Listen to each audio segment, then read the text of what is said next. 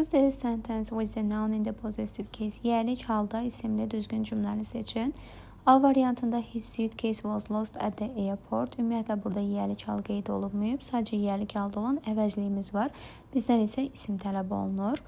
B variantında the two friends meeting lasted all night. Söhbət burada iki dostun görüşündən gedirsə, iki sözündən, yəni rəqəmindən sonra biz ismi cəmdə yazmalıydıq.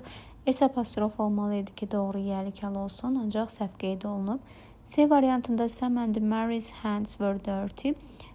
Bədən üzvlərimiz ortaq ola bilməz. Bu səbəbdən hər iki adam adında ayrı-ayrılıqda apostrofdan sonra S yazılmalıydı.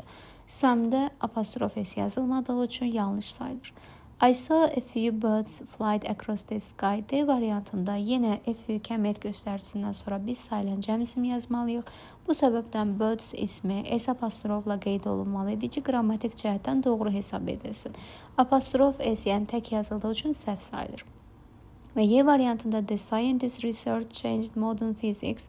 Burada isə alimin tədqiqatından söhbət gedir və təbii ki, düzgün şəkildə yerlik halımız qeyd olunmuşdu. Alimin tədqiqatı müasir fizikanı dəyişdi. Düzgün cavabımız Y variantı götürülür.